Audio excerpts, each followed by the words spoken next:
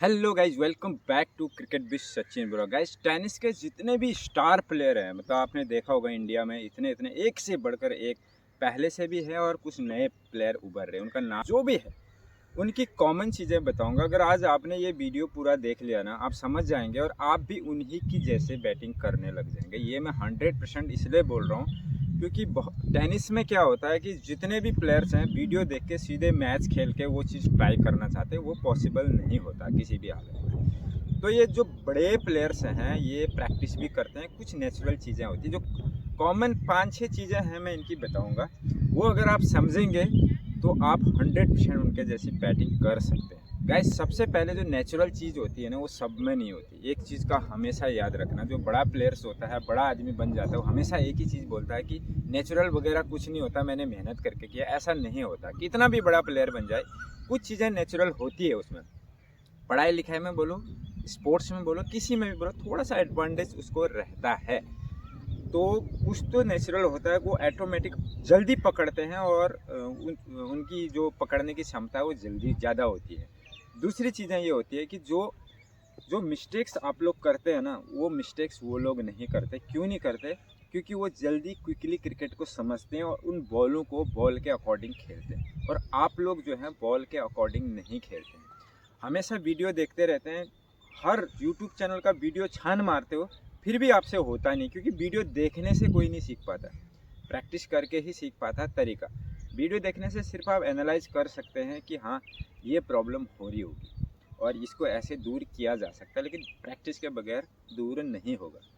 क्योंकि इंटरनेशनल के जितने भी प्लेयर हैं, एक शॉट को सुधारने के लिए 2-2, 4-4, 5-5 महीने निकालते हैं और 5-5, 600 बॉल खेलते हैं। सरफराज खान का बयान परसों देखा होगा आपने, क्या बोला? मैं कोशिश करता हूँ कि हर दिन 400, 500 से 600 बॉल खेलूँ। जो बंदा 600 बॉल एक दिन में खेल रहा है, वो कितना एक्सपीरियंस आएगा उसको खेलने में, आप सोच सकते हैं। समझे? उसके बाद भी आउट होते हैं, उसके बाद भी रन नहीं बनते, बहुत बार प्रॉब्लम आती है। जो 600 बॉल खेल रहा है और आप साल में मुश्किल से 50-100 बॉल खेल रहे, तो कहाँ से इम्प्रूवमेंट होगा? तो इम्प्रूव करने के लिए 600 नहीं भी खेल रहे, 100 बॉल तो एटलीस्ट खेलो पर डे और वर्क करो उस चीज़ के ऊपर। अब जो आज मैं आपको बताने जा रहा हूँ, उसमें सबसे जो कॉमन चीज़ है वो देखिए। उनका स्टाइल, बैटिंग का स्टांस कैसा भी हो सकता है, किसी का सबका अलग अलग रहता है, उससे फ़र्क नहीं पड़ता। थोड़ा बहुत फ़र्क पड़ता है, लेकिन वो अपने बॉडी के हिसाब से बना के रखते कि हाँ, मेरे को ये स्टांस शूट कर रहा है। देखो, एक एक होता है सीधा स्टांस, जैसे इंटरनेशनल में रहता है। एक होता है हल्का सा कर्व साइड में, और एक कुछ आजकल ज़्यादा ही कर दे रहे, पूरा यहाँ चले जा रहे हैं ऐसे करके। तो वो तो हर जगह कामयाब नहीं हो, बहुत एक्सपर्ट कर सकता है जो उसमें उसके ऊपर प्रैक्टिस किया है। लेकिन नॉर्मली क्या है, टेनिस में थोड़ा सा इतना कर्व तो रह रहा है। इसमें लेदर में नहीं होता। लेदर में 3-4 ही बल्लेबाज करते हैं, ऐसा आपने देख लिया होगा, ज़्यादा लंबा बोलने का जरूरत। तो अब जो शॉट का जो टेक्निक है ना उनका, वो सबसे इम्पोर्टेंट है किसी भी शॉट को मारने में।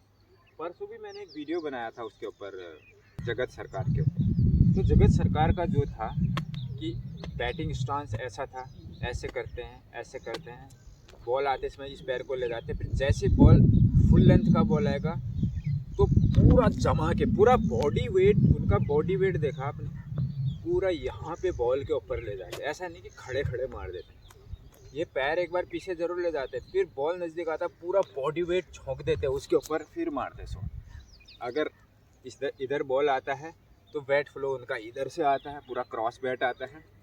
सामने आता है तो यहाँ से आता है, और ऑफ में बॉल आती है तो ऑफ की तरफ बैट का फेस खोलते हैं। अब यहीं पर सबसे बड़ा मिस्टेक आप लोग करते हो, जो सबसे इम्पोर्टेंट चीज़ है ना, टेनिस क्रिकेट हो, कोई सी भी क्रिकेट हो, तो उसमें बैट का जो फेस खुलता है ना, वो आपसे नहीं होता। अब ऑफ की बॉल को भी आप इधर लपेटते हो, कैच उड़ जाता है।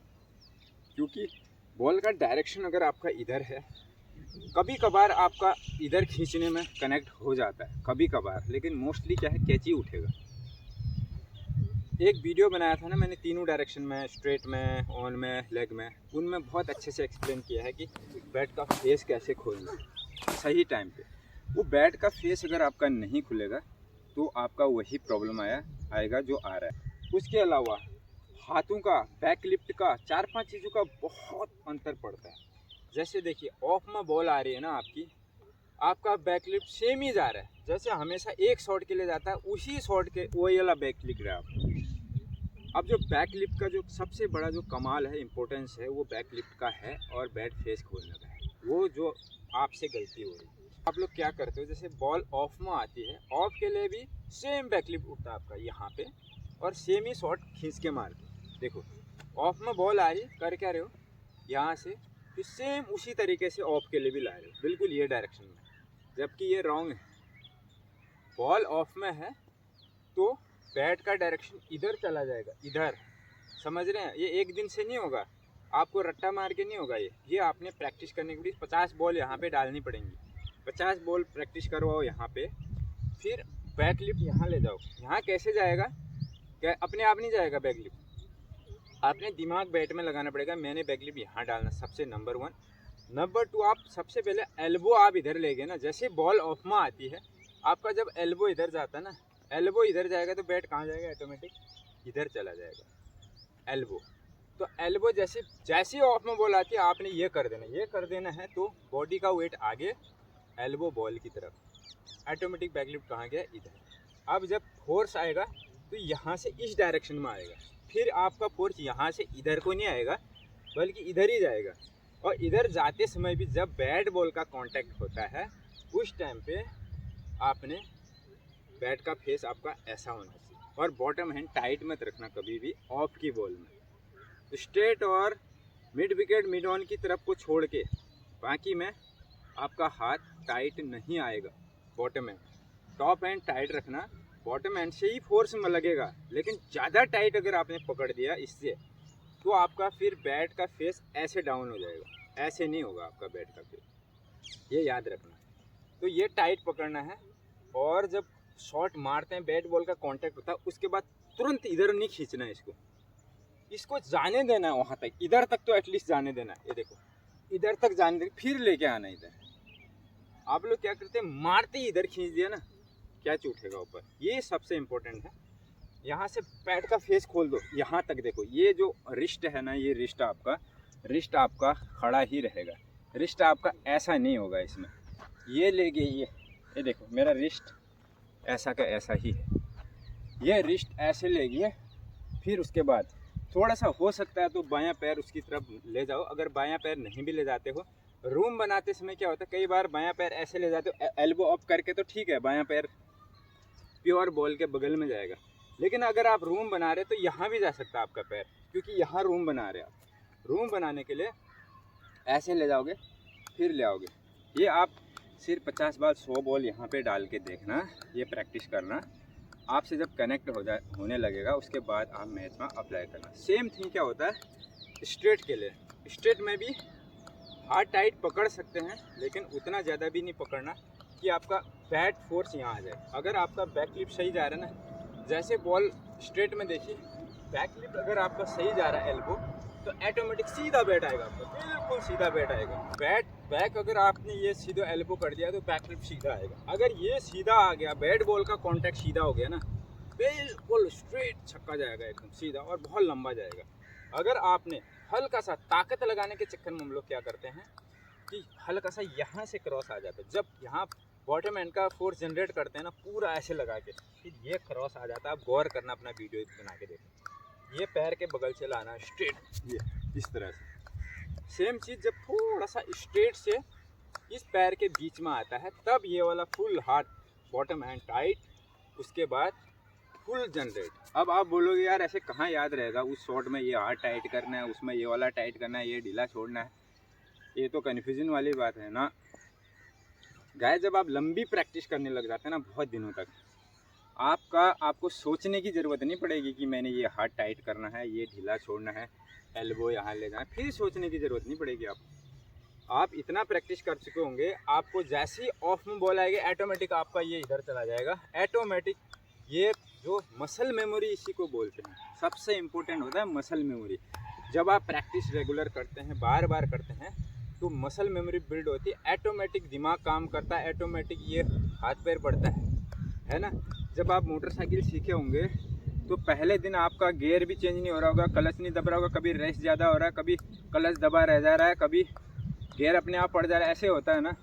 लेकिन जब थोड़े दिन प्रैक्टिस कर लेता है ऑटोमेटिक आपको फिर सोचने की ज़रूरत नहीं पड़ती। आदमी देखते अपने आप ब्रेक लग जाता है आगे चल के, अपने आप जैसे गियर चेंज करना होता है अपने आप क्लच दब जाता होता है ना, सेम चीज़ यहाँ पे। लेकिन ये समझते नहीं हो आप लोग। अब ये वीडियो आदमी ने पूरा देखा नहीं होगा तो बोलेंगे यार ये तो पता नहीं क्या बोल रहा था। यही चीज़ समझ ले मोटरसाइकिल वाला एक्सप्लेन मैं यहाँ पे इसलिए कर रहा हूँ कि एक दिन में सारा चीज़ डेवलप नहीं होता, मसल मेमोरी डेवलप होती है। यही चीज़ आपने समझनी है। इस तरह से आप प्रैक्टिस करेंगे। सेम चीज़ पुल शॉट के लिए है। पुल शॉट के लिए फ्रंट फुट के लिए बताया पिछली बार, फिर से बता रहा फ्रंट फुट से ऑटोमेटिक यहाँ से हाई बैकलिफ्ट में इतना पीछे नहीं ले जाना बैट को, वो एकदम से जैसे बॉल आती है। लंबी प्रैक्टिस के बाद शॉर्ट प्रैक्टिस करेंगे, ये हाथ पीस से प्रैक्टिस करेंगे तो ऑटोमेटिक आपका मसल मेमोरी बिल्ड होगा। इन लोगों में जो मैं बता रहा हूँ जितने भी प्लेयर्स हैं बड़े प्लेयर्स, इन लोगों में कॉमन चीज़ है कि ये एक जैसा जो बैट फ्लो है वो सारा चीज़ एक जैसा रहता है उनका, एक जैसा आएगा। जैसे बॉल आएगा थोड़ा दिखने में आपको अलग लगेंगे, लेकिन मेन टाइम जो है ना, मेन टाइम पे इनका बैट का फेस सबका एक जैसा खुलता है। हाथों का पावर डिस्ट्रीब्यूशन होता है, top hand tight, bottom hand tight, ये सब वो ऑटोमेटिक उस टाइम पे एग्जैक्ट टाइम पे करते हैं, तब जाके इनका गेम अच्छा रहता है। फिर जो नेक्स्ट जो इनका आता है बॉल पिकिंग करने का, लाइन लेंथ जजमेंट करने का, ये लंबे समय बाद एक दिन 2 दिन में लाइन लेंथ जजमेंट नहीं होगा आपसे। आपको जो है ना इम्पोर्टेंट, अगर आप बॉल जज ही नहीं कर पाएंगे तो टाइम से फेस बैट का कैसे खोलेंगे, कैसे एल्बो आपका जाएगा। आपको लाइन जज कर ली कि ये बॉलर के हाथ से रिलीज होते ही लाइन पकड़ लाता है कि इस लाइन में आ रहा है। फिर लेंथ भी समझ में आ जाती है। कब समझ में आती है?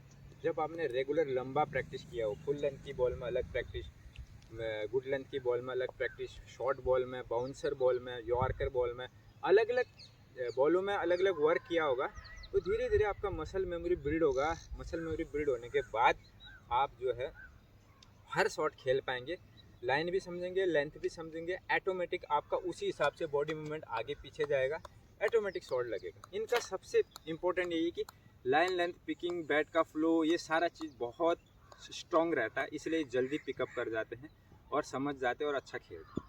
गाइज अब ये जो इम्पोर्टेंट चीज़ जो मैं बताऊँगा आपको कि इस चैनल में एक सीरीज़ है टेनिस क्रिकेट की, उस सीरीज़ को फॉलो किया। हर शॉट के ऊपर वीडियो बना रखी है मैंने, कोई शॉट ऐसा है नहीं जिसके ऊपर नहीं बना रखी। तो आगे भी बनते रहेंगे छोटी छोटी चीज़ों के ऊपर। तो जो आप कमेंट में लिख सकते हैं आपको इसमें प्रॉब्लम होती है, उसके ऊपर वीडियो बनेगा।